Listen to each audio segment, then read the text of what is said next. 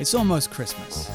Every morning, kids rush to open a tiny door on their advent calendar, and behind it, a little piece of chocolate. It's a fun tradition, a sweet countdown to Christmas Day. But have you ever stopped to think, where does that chocolate actually come from? Advent calendars started in Germany in the 1800s, and at first, they didn't even have chocolate, just candles or pictures. But then, in the 1950s, chocolate companies had a bright idea. Let's fill those calendars with chocolate.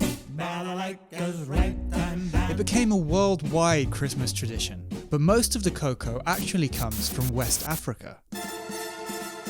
In fact, about 70% of the world's cocoa is grown there, mostly by small farmers working on land no bigger than a football field. These farmers are now facing unpredictable weather due to climate change.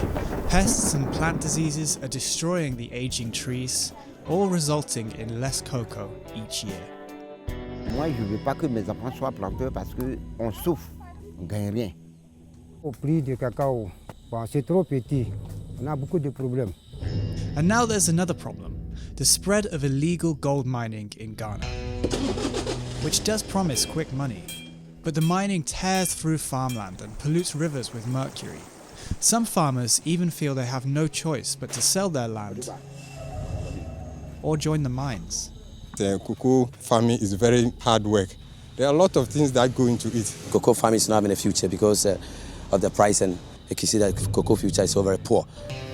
This social tragedy is the reason for the rising costs of chocolate around the world. At Warwick Business School, researcher Dr. Gaddafi Razak has been studying this issue. He's looked at how cocoa farmers are coping and what we can learn from them. His grandparents were cocoa farmers near Kumasi in Ghana.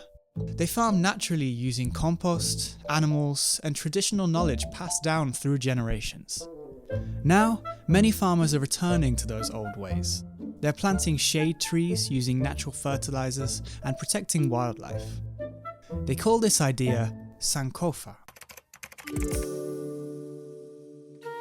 Across Africa, there's another important idea called Ubuntu. It means, I am because we are. It's about community, sharing success and solving problems together. In cocoa growing areas, the spirit of Ubuntu shapes daily life. Farmers often work in cooperatives, making group decisions and supporting one another. Instead of relying on long contracts, they use something just as powerful: trust. It's an informal system, but it works because people respect each other. Ubuntu seems like the only way for communities to fight back against illegal mining. When laws are weak, culture can be strong.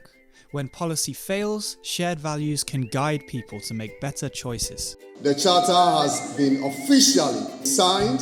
The world's two largest cocoa producers, Côte d'Ivoire and Ghana, have created a joint body to improve coordination in research, price setting, and the fight against child labor. For chocolate companies, this story is a wake-up call, because real sustainability isn't built on control.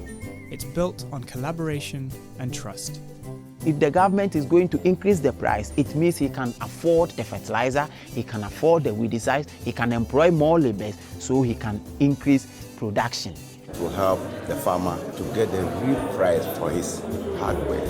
So, this Christmas, as you open that little door and find your piece of chocolate, remember the hands that made it possible. The farmers, the families, the communities, and the wisdom of the past that keeps the sweetness of the season alive.